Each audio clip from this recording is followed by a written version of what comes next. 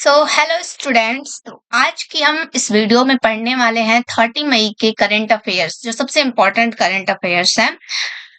और आप लोग इस वीडियो को देखिएगा, जिससे आपको बहुत अच्छे करंट अफेयर्स में मदद मिलेगी। और अच्छी लगेगी तो इस वीडियो को लाइक, शेयर एंड कमेंट जरूर करिएगा कि आपको ये वीडियो कैसी लगी, और इस वीडियो में जो कमियां होंगी वो भी बताइएगा।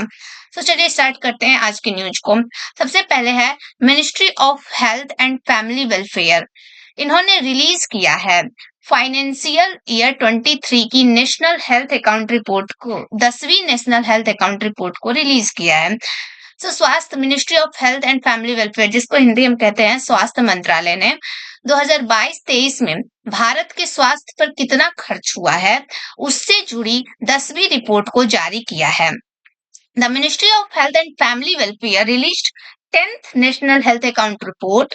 The report shows that government health expenditure increased to 3.85 lakh crore.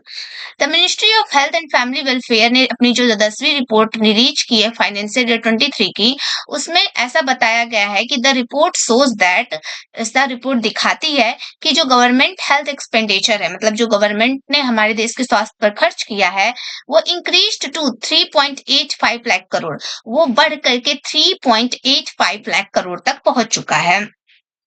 वही चीज हिंदी में लिखी गई है कि स्वास्थ्य एवं परिवार कल्याण मंत्रालय ने फाइनेंशियल ईयर 23 की जो 10वीं report national health account report जारी की है, उसके अनुसार जो भारत का स्वास्थ्य खर्च है वो बढ़ करके 3.85 लाख करोड़ तक हो गया है।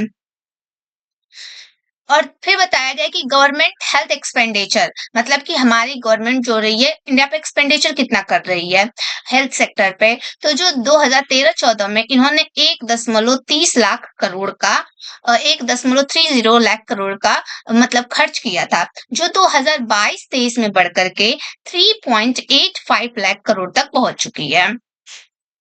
सेम बात हिंदी में लिखी गई है। Health expenditure as percent of GDP, मतलब जो हमारी हेल्थ एक्सपेंडिचर हमारी गवर्नमेंट खर्च कर रही है वो इंडिया की जीडीपी का कितना प्रतिशत कर रही है। तो इंडिया की टोटल जो हेल्थ एक्सपेंडिचर है वो 3.37% है जीडीपी का, फाइनेंशियल ईयर 23 का। मतलब जो हमारी फाइनेंशियल ईयर 23 में जो भारत का स्वास्थ्य, भारत के जो फाइनेंशियल 23 में जितना परसेंट पैसा था उसका 3.37% जो थे भारत के स्वास्थ्य पर खर्च किया गया है। नेक्स्ट है कुछ की टर्म्स है एग्जाम के लिए, मतलब जो एग्जाम में पूछे जा सकते हैं और बहुत ही इंपॉर्टेंट है। तो एमओएच एंड एफडब्ल्यू, इसका फुल फॉर्म है ministry of health and family welfare. Next है एनएचए, नेशनल हेल्थ अकाउंट। फिर है जीएचई, गवर्नमेंट हेल्थ एक्सपेंडिचर। फिर टीएचई, जिसका फुल फॉर्म है टोटल हेल्थ एक्सपेंडिचर। जीडीपी, ये बहुत ही इंपॉर्टेंट है, इसको याद करिएगा, gross domestic product of FY 23, financial year 23। ये जो छोटी छोटी चीजें ना, आप अगर डेली क्लास करते हैं तो वो वैसे भी आपको याद हो जाएंगी। नेक्स्ट है न्यूज अपॉइंटमेंट एंड रेजिग्नेशन से। जो हमारी नेक्स्ट न्यूज है वो अपॉइंटमेंट एंड रेजिग्नेशन से। इस न्यूज में बताया गया है कि जो जॉनेज यान्सा है, Janez Jansa appointed as prime minister of Slovenia for 4th term, यानी कि जो जॉनेज यान्सा है उनको स्लोवेनिया का प्रधानमंत्री के रूप में अपॉइंट किया गया है 4थी बार। मतलब जो जॉनेज यान्सा जी हैं वो स्लोवेनिया के प्रधानमंत्री बने हैं 4थी बार के लिए। The Jones Jansa, leader of the Slovenian Democratic Party (SDP), जो जोनेस यान्सा जी हैं वो स्लोवेनियन डेमोक्रेटिक पार्टी, जो उनकी स्लोवेनिया कंट्री है उसमें एक पार्टी थी स्लोवेनियन डेमोक्रेटिक पार्टी, इस पार्टी के जो जोनेस यान्सा थे वो लीडर थे, और इसलिए उनको प्राइम मिनिस्टर बनाया गया है स्लोवेनिया का फॉर द 4th टाइम। ये 4थी बार प्रधानमंत्री बने, मतलब इससे पहले भी वो कभी 3 बार प्रधानमंत्री बन चुके होंगे। जोनेज यान्सा को स्लोवेनिया के प्रधानमंत्री के रूप में 4थी बार चुना गया है। ये रिप्लेस किसको कर रहे हैं? रॉबर्ट गोलोब को। मतलब कि स्लोवेनिया के ये प्रधानमंत्री चुने गए, इससे पहले जो प्रधानमंत्री थे वो स्लोवेनिया के, वो रॉबर्ट गोलोब थे, और अब इनको रिप्लेस कर दिया गया है जोनेज यान्सा के द्वारा। ठीक है। नेक्स्ट इंपॉर्टेंट न्यूज है, नेशनल न्यूज है। West Bengal government begins Annapurna Yojana enrollment process. मतलब जो वेस्ट बंगाल की गवर्नमेंट है उसने एक अन्नपूर्णा योजना की शुरुआत की थी, और उसमें जो एनरोलमेंट है, मतलब उसके जो उसको भागीदार है, जो उसके लिए एलिजिबल है, उसका एनरोलमेंट प्रोसेस शुरू कर दिया है, मतलब वो लोग भाग अब ले सकते हैं। सो इस न्यूज़ में बताया गया है कि the West Bengal government has started the registration enrollment process for Annapurna Yojana, Annapurna भंडार स्कीम। और इसकी जो स्कीम है ना, उसका मेन नाम है अन्नपूर्णा भंडार स्कीम। इसी स्कीम का जो एनरोलमेंट प्रोसेस है उसको शुरू कर दिया गया है।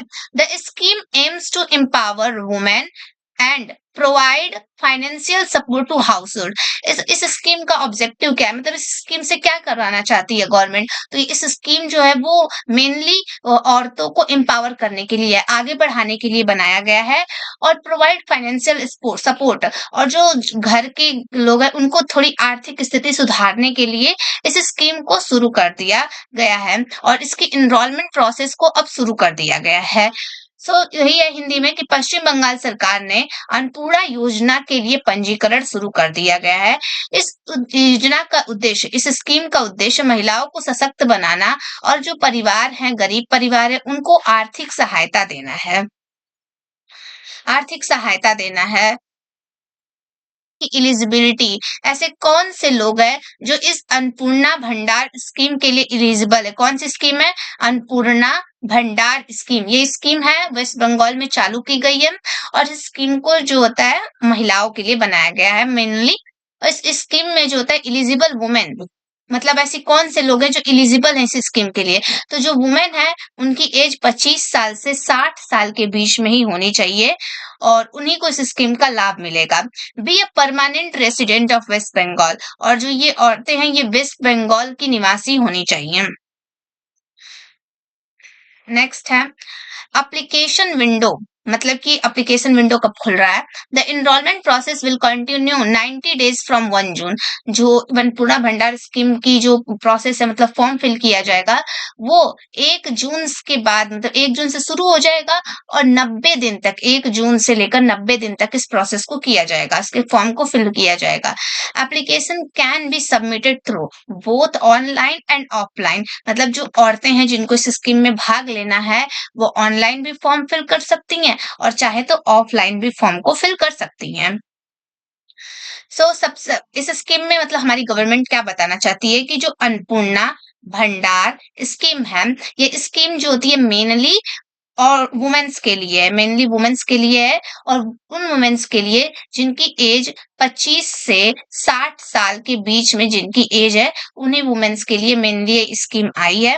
और इस स्कीम को जो होता है 1 जून से 90 दिन तक भरा जाएगा, और ये जो स्कीम है ऑनलाइन एंड ऑफलाइन दोनों तरीके से इस स्कीम का मतलब फॉर्म फिल किया जा सकता है। आई होप ये जो इंफॉर्मेशन है आप लोगों को समझ में आ रही होंगी। 29 29 मई international day of united nation peace makers. आज 29 मई को हम मनाते हैं international day of united nations peace keepers.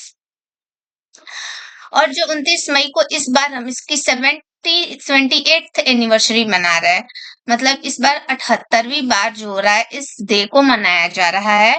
और इसकी थीम क्या है 2026 की? Invest in peace. आप लोगों को बता दूं कि जो करंट अफेयर्स है आप लोग डे के नाम के साथ उसकी थीम भी याद रखा करिए, क्योंकि एग्जाम में कभी कभी डे के साथ साथ थीम भी पूछता है। थीम भी याद रखा करिए। मतलब इस दिन की शुरुआत कैसे हुई थी? 1948 में यूएन ने अपनी पहली शांति मिशन पीस मेकिंग मिशन की शुरुआत की थी, इसलिए उसके बाद हर साल 29 मई को यह international day of united nation peace maker दिवस मनाया जाता है। इसके इंफॉर्मेशन सिर्फ इतनी सी थी। चलिए आगे की देखते हैं। नेक्स्ट है 29 मई को ही मनाया जाता है क्या? International average day. 29 मई को ही हम मनाते हैं international average day. This day celebrates the first successful climb of mount Everest. आपको पता है कि इंटरनेशनल एवरेस्ट डे हम इसलिए मनाते हैं क्योंकि इसी दिन 29 मई को ही माउंट एवरेस्ट पे सबसे पहली बार किसी ने चढ़ाई पूरी की होगी। फर्स्ट ऑब्जर्व और 29 मई 2008 से पहले इसको 29 मई 2008 में मनाया गया था और started by government of Nepal. और ये जो इंटरनेशनल एवरेस्ट है उसको नेपाल की गवर्नमेंट ने स्टार्ट किया था। नेक्स्ट है 29 मई को ही मनाया जाता है क्या, वर्ल्ड डाइजेस्टिव हेल्थ डे, मतलब विश्व पाचन तंत्र दिवस मनाया जाता है, पाचन स्वास्थ्य दिवस भी कह सकते हैं कि मनाया जाता है। इसको हम शॉर्ट में बोलते हैं WHD। World digestive health day is organised by the world gastroenterology organisation. इस ऑर्गेनाइजेशन के द्वारा वर्ल्ड डाइजेस्टिव हेल्थ डे को हम ऑर्गेनाइज करवाता है। थीम क्या है 2026 की, chronic diarrhoea don't flush the science away. मतलब इस थीम का मतलब है कि अगर आपको क्रॉनिक डायरिया के लक्षण आ रहे हैं तो उसको नजरअंदाज न करें, उसको दवाई लें, डॉक्टर को दिखाएं। और यही इसका थीम है कि chronic diarrhoea do not flush the science away. Okay, यह दिन लोगों को पाचन संबंधी समस्या को गंभीरता से लेने और समय पर इलाज कराने के लिए प्रेरित करता है। सो आज 3 दिन, आज के 29 मई को ही 3 डे आते हैं। सबसे पहले वर्ल्ड डाइजेस्टिव हेल्थ डे, फिर आता है इंटरनेशनल एवरेस्ट डे, और फिर उसके बाद हम मनाते हैं international day of united nation peace keepers. So आज के लिए इतनी ही इंफॉर्मेशन है। I hope you all please like, share and subscribe. Thank you so much.